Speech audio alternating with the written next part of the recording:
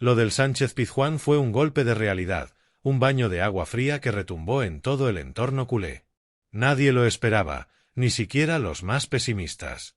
El Barça, que venía mostrando cierta mejoría, que parecía haber recuperado sensaciones, se desplomó ante un Sevilla que salió con hambre, con orgullo y con una intensidad que el equipo azulgrana no supo igualar en ningún momento. El 4-1 no solo refleja un resultado escandaloso, sino también una actitud, una desconexión total entre lo que se espera del Barça y lo que el equipo mostró sobre el césped. Desde el primer minuto se notó algo extraño. El Sevilla salió mordiendo, presionando arriba, robando balones en campo contrario y forzando errores infantiles en la salida del Barça. El primer gol llegó demasiado pronto, como una señal de lo que iba a ser la noche. Una pérdida absurda en el mediocampo, un pase filtrado que rompió líneas, y en cuestión de segundos el balón ya estaba dentro de la portería culé. La defensa, descolocada, mirándose entre sí sin entender cómo se había desarmado tan fácil. El público sevillista enloquecía, y el Barça parecía un equipo aturdido. Ni los centrocampistas lograban imponer control ni los delanteros encontraban espacios. Todo lo contrario, cada balón dividido era del Sevilla, cada segunda jugada acababa en peligro, y cada intento del Barça parecía una improvisación desesperada. El segundo gol llegó casi como un castigo divino. Otra vez un error en la salida, otra vez una defensa mal posicionada, y otra vez un Sevilla que no perdonaba. La sensación en el banquillo culé era de desconcierto total. Las caras largas, los gestos de frustración, los jugadores mirando al césped sin respuestas. Era como si la camiseta pesara el doble. Lo más preocupante no era solo la falta de juego, sino la falta de reacción. El Barça parecía incapaz de competir emocionalmente. En cada duelo físico, el Sevilla imponía su ley, en cada balón dividido, el Barça llegaba tarde. El único momento de esperanza llegó con un gol aislado, más producto del talento individual que del juego colectivo. Un disparo que se coló y encendió, por unos minutos, una mínima ilusión de remontada. Pero fue eso, una ilusión. Porque poco después el Sevilla volvió a golpear, esta vez con una jugada polémica que levantó la furia del banquillo culé. Una falta previa no pitada, un fuera de juego milimétrico no revisado, y el VAR, otra vez, brillando por su ausencia. El tercer gol cayó como una losa, y el cuarto, ya en los minutos finales, fue una humillación que dolió como pocas. El marcador final no solo deja al Barça en evidencia, sino que reabre viejas heridas. La inconsistencia, la falta de liderazgo en momentos críticos, la desconexión entre el plan del entrenador y la ejecución de los jugadores. Todo quedó expuesto. Y lo peor es que esta vez no hay excusas. Ni lesiones, ni calendario, ni arbitraje pueden tapar la realidad de que el equipo fue superado en todo. El Sevilla, por su parte, jugó con una convicción admirable. Supo aprovechar las debilidades del rival y, sobre todo, olió sangre desde el primer minuto. Su planteamiento fue simple pero efectivo: intensidad, presión y transiciones rápidas. Y ante un Barça que no supo adaptarse, eso fue suficiente para firmar una de las victorias más contundentes de la temporada. Y claro, la polémica no podía faltar. Las decisiones arbitrales, los gestos desde los banquillos, la tensión entre jugadores en los minutos finales, todo contribuyó a un ambiente de caos. Un partido caliente, de esos que dejan heridas abiertas y que generan debates que van más allá del resultado. El pitido final no solo marcó el final del partido, sino el inicio del caos. Porque si el resultado ya era durísimo, lo que vino después fue todavía peor. Las cámaras enfocaban a los jugadores del Barça discutiendo con el árbitro, reclamando una serie de decisiones que habían cambiado completamente el curso del encuentro. Y no era para menos.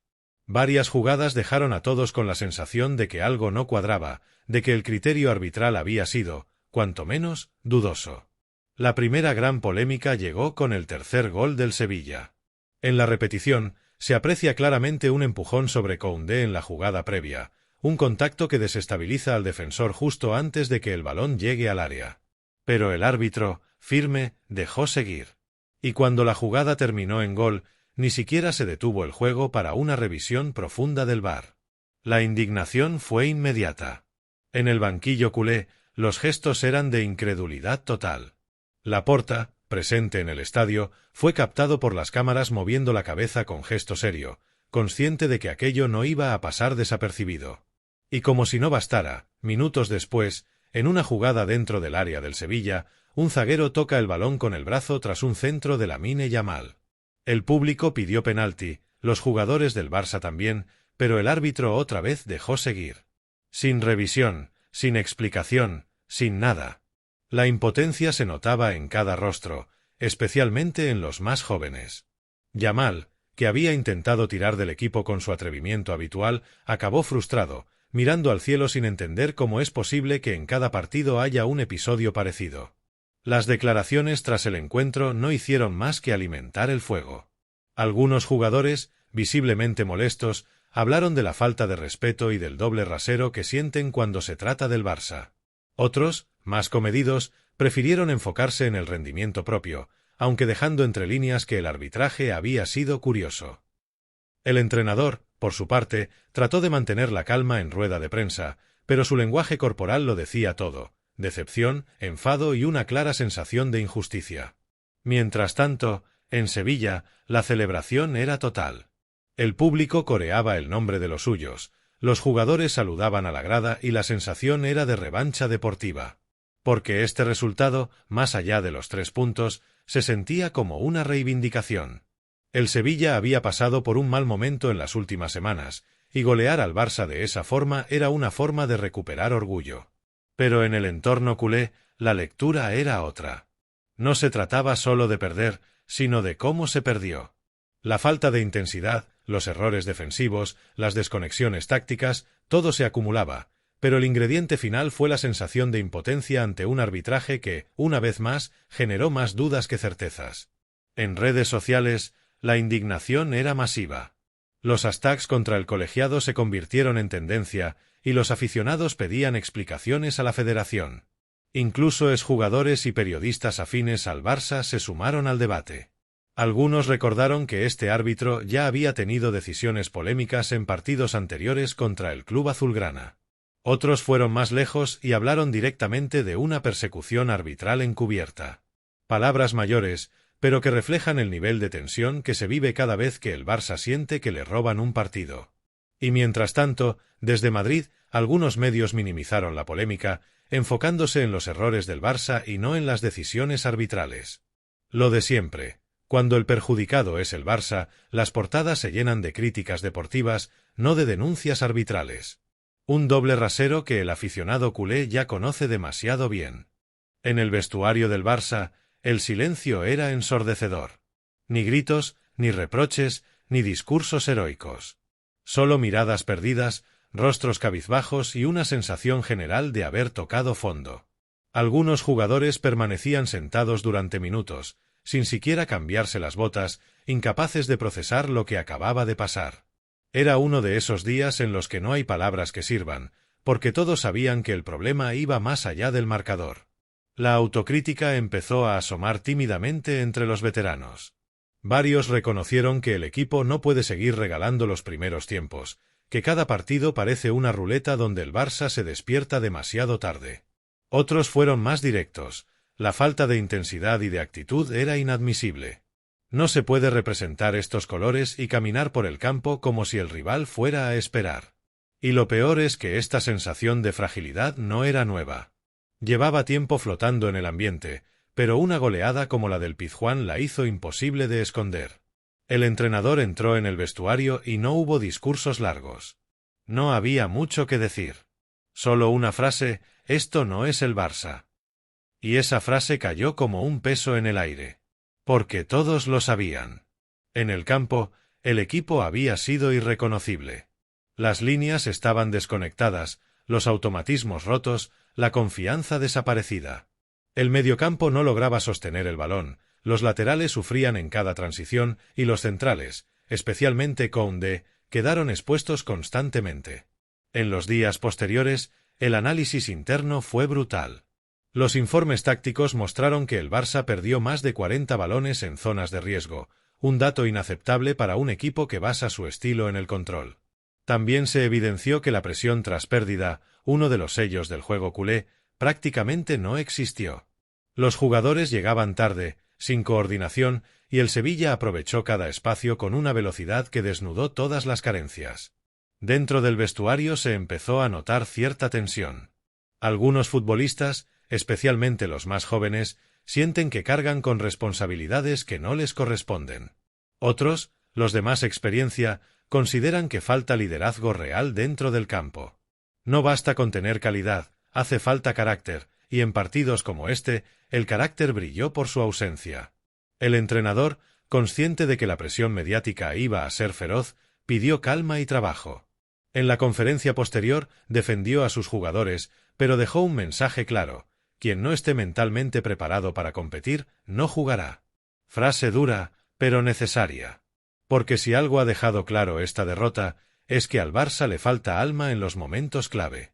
Y mientras el club trata de mantener la calma, desde fuera las críticas arrecian. Los medios más exigentes hablan de un equipo sin identidad, de una plantilla que aún no ha asimilado el peso de la camiseta, y de una dirección deportiva que debe tomar decisiones urgentes. Hay preocupación, pero también una sensación de que este tipo de derrotas pueden servir de punto de inflexión. El problema es que el Barça ya ha tenido demasiados puntos de inflexión en los últimos años. Y cada vez cuesta más creer en las reacciones. El cuerpo técnico prepara cambios, no solo de nombres, sino de dinámica. El mensaje es claro: nadie tiene el puesto asegurado. La idea es recuperar la competitividad, la rabia, la energía que define al ADN culé. Pero eso no se entrena en un día, y el calendario no espera. En los despachos del club, la derrota cayó como una bomba. Nadie se esperaba un golpe tan duro, y mucho menos de esta magnitud. Laporta, que había seguido el partido con gesto serio desde el palco, abandonó el estadio sin hacer declaraciones. Su silencio fue tan elocuente como preocupante. Dentro de la directiva, el mensaje fue inmediato: se exige una reacción. No solo deportiva, sino institucional. Porque este tipo de partidos dejan cicatrices, y la afición, ya cansada de excusas, empieza a perder la paciencia.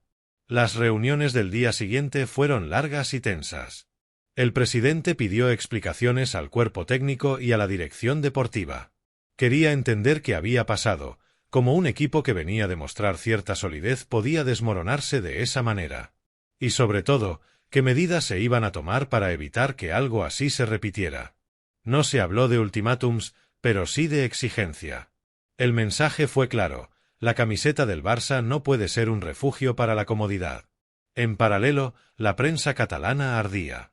Las portadas eran demoledoras. Titulares como "Sin alma", "Vergüenza en el Pizjuán" o "El Barça se desploma" copaban los kioscos. En los programas de tertulia, las críticas eran feroces. Se señalaban nombres, se cuestionaban decisiones tácticas y se debatía si el proyecto actual tiene realmente un rumbo claro. Algunos analistas pedían cambios inmediatos en la alineación, otros reclamaban reforzar la plantilla en invierno, pero todos coincidían en una cosa: lo del Pizjuán no puede volver a pasar. Laporta, fiel a su estilo, optó por una postura firme pero contenida. No es amigo de los impulsos públicos, pero internamente se mostró molesto. No solo por el resultado, sino por la imagen. El presidente sabe que el Barça no puede permitirse más tropiezos de este calibre, sobre todo en un momento donde cada paso cuenta para recuperar la credibilidad institucional y deportiva. En el entorno cercano al club, algunos señalan que esta derrota puede acelerar decisiones que ya estaban sobre la mesa. Jugadores que no están rindiendo al nivel esperado, jóvenes que piden paso y movimientos en el mercado que podrían adelantarse. Porque si algo ha demostrado esta temporada, es que el margen de error se ha reducido al mínimo. El Barça no puede seguir esperando que las cosas se arreglen solas. Pero lo más preocupante no está en los despachos ni en los medios, sino en la afición. El barcelonismo empieza a mostrar signos de agotamiento emocional. Ver al equipo repetir errores, perder intensidad y dejar escapar partidos de esta manera genera frustración. El club vive un momento en el que el vínculo entre el equipo y la grada necesita reforzarse. El proyecto no puede sostenerse solo con discursos, necesita hechos, victorias y, sobre todo, actitud. En redes, la discusión fue encendida. Muchos aficionados pedían autocrítica real, no frases de manual. Querían ver a los jugadores dar la cara, reconocer la falta de compromiso y prometer una reacción inmediata. Y aunque algunos lo hicieron, la mayoría optó por el silencio. Ese silencio que, a veces, dice más que cualquier comunicado. Laporta, mientras tanto, trabaja en segundo plano. Su prioridad es mantener la estabilidad institucional, pero también enviar un mensaje claro al vestuario. El Barça tiene que volver a competir con orgullo. No se trata solo de ganar, sino de hacerlo con dignidad. Porque una derrota puede perdonarse, pero una humillación como la del Pizjuán, no. Lo del Pizjuán no fue una simple derrota. Fue una llamada de atención, un recordatorio de que este Barça aún no está preparado para competir con la regularidad y la personalidad que exige su historia. No se trata solo de perder un partido, sino de cómo se pierde. Porque el problema no es caer, el problema es hacerlo sin dejar una sola señal de rebeldía, sin esa chispa que define al club cuando las cosas van mal. El 4-1 duele por lo futbolístico, pero duele más por lo simbólico. Porque demuestra que el Barça sigue siendo vulnerable, que hay un trabajo mental pendiente y una falta de liderazgo que se arrastra desde hace tiempo. En el campo no hubo reacción, no hubo orgullo, no hubo respuesta. Y eso, en el ADN culé, es imperdonable. Lo que viene ahora será una prueba de fuego para todos. Para los jugadores, que tendrán que demostrar que están a la altura, para el entrenador, que deberá rearmar anímicamente al grupo, y para la directiva, que debe decidir si este proyecto necesita ajustes urgentes o una reestructuración profunda. No es momento de discursos vacíos, sino de hechos. De volver a entender que vestir esta camiseta significa representar algo más grande que uno mismo. La derrota contra el Sevilla ha dejado heridas, pero también puede servir como punto de inflexión. A veces, los golpes más duros son los que despiertan a los equipos dormidos. El Barça tiene calidad, talento y juventud, pero le falta carácter. Y esa es la palabra que marcará el futuro inmediato del club: carácter. Sin eso, no hay táctica ni estrategia que valgan. Ahora más que nunca, el barcelonismo tiene que mirar hacia adelante, pero sin olvidar lo que pasó. Porque las derrotas solo se superan cuando se entienden, cuando se asumen y cuando se transforman en aprendizaje. El club está en un proceso de reconstrucción, sí, pero no puede permitirse olvidar lo que lo hizo grande: la exigencia, la ambición y la identidad. ¿Y tú, culé, cómo viviste esta derrota? ¿Crees que fue solo un tropiezo o el síntoma de un problema más profundo? Déjamelo en los comentarios y dime qué cambios harías tú en este Barça. No olvides suscribirte y activar la campanita para seguir cada detalle del club, porque aquí, en Universo Culé, seguimos analizando con pasión, sin filtros y con el corazón blaugrana siempre por delante.